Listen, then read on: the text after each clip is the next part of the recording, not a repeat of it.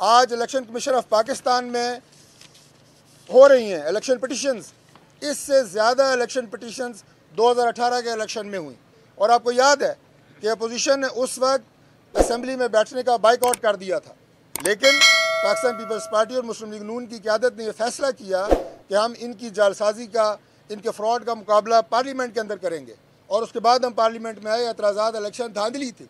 1970 के बाद 12 इलेक्शन हो चुके हैं पाकिस्तान में, हर इलेक्शन में धांधली के इल्ज़ामात लगे हैं।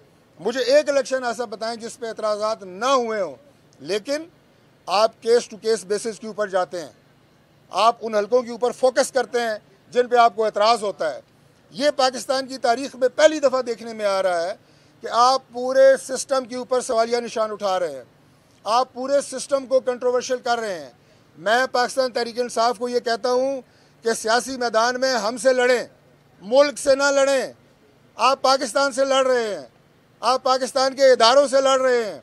ये सियासी मैदान की लड़ाई है। हम तैयार हैं आपके साथ हर मैदान में आपका मुकाबला करने के लिए। जिस हल्के की बात करेंगे, जिस फोरम पे बात करेंगे, हम वहाँ जवाब देंगे, सबूत देंगे।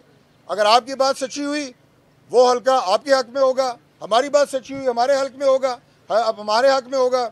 आपको याद नहीं कि जो 2018 के इलेक्शन के बाद आपके डिप्टी स्पीकर कासिम सूरी साहब बने थे, यही इलेक्शन ट्रिब्यूनल जिसकी मैंने तफसीलात आपके सामने रखी हैं, इसी ने फैसला किया था कि 50,000 वोट जाली हैं कासिम सूरी साहब के। और उसके बाद अगले 4 साल कासिम सूरी साहब सुप्रीम कोर्ट ऑफ पाकिस्तान से स्टे लेके असम्बली के डिप्टी स्पीकर फाइज रहे। कोई बात नहीं, सुप्रीम कोर्ट ने स्टे दिया, मुझे कोई एतराज़ नहीं, लेकिन वो भी ट्रिब्यूनल का फैसला था, हल्का खुल गया, पता लग गया। तो अगर यहाँ पे भी कोई किसी तरह की डिस्क्रिपेंसी आएगी, वो सामने आ जाएगी, उसको सामने रखें। मैं दोबारा कहूँगा, आप हमसे सियासी मैदान में सियासी जमातों से लड़ें, हम जवाब देंगे। पाकिस्तान से मत लड़ें, पाकिस्तान के इदारों से मत लड़ें। यही इलेक्शन कमीशन ऑफ पाकिस्तान है जो केपी में भी इलेक्शन कराता है। वहाँ के इलेक्शन कोई इमाम काबा ने कराए हैं, जैसे कि मेरे उस्ताद मोहतरम सेनेटर इरफान सिद्दीकी साहब ने कहा है, इसी इलेक्शन कमीशन ने कराए हैं, इसी चीफ इलेक्शन कमिश्नर की ज़ेरे निगरानी हुए हैं। वहाँ सिवाय 4 या 5 सीटों के कौमी असम्बली की सारी सीटें आप जीते हैं। वहाँ सूबाई असम्बली में आपकी 2/3 अक्सरियत है, वहाँ तो आप खामोश हैं। इलेक्शन कमीशन भी अच्छा है, सिस्टम भी अच्छा है, इदारे भी अच्छे हैं, सब कुछ अच्छा है, लेकिन जहाँ आप इलेक्शन हारते हैं वहाँ इदारों पे भी लानत, पार्लियामेंट पे भी लानत, हर चीज़ के ऊपर आप जो है लानत भेजना शुरू कर देते हैं। खुदा का वास्ता है, ये तर्ज़ अमल पाकिस्तान के लिए मुनासिब नहीं है। ना आप जमहूरियत पे यकीन रखते हैं, ना आप पार्लिमानी रवायात पे यकीन रखते हैं, और ना आप पार्लियामेंट पे यकीन रखते हैं।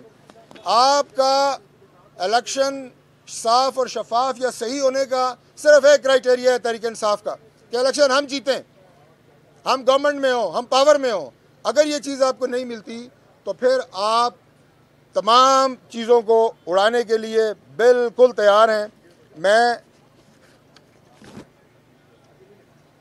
ये भी कहूँगा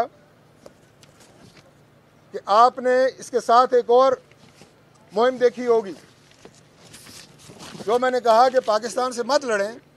आपको याद होगा कि इनका मुख्तसर अर्ज़ करता हूँ कि जो वतीरा रहा है इदारों के साथ, ये आज इदारे इनकी बदमाशियों की ज़द में आज नहीं आए, हमेशा से हैं।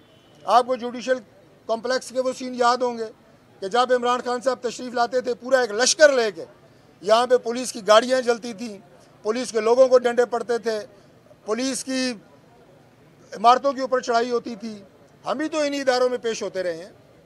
मियाँ नवाज शरीफ साहब 160 पेशियाँ रही हैं उनकी, लेकिन एक गमला तक नहीं टूटा, ना जुडिशल कॉम्प्लेक्स का, ना इस्लामाबाद हाई कोर्ट का। लेकिन इस वतीरों के साथ आप तमाम सिस्टम को कंट्रोवर्शियल नहीं कर सकते।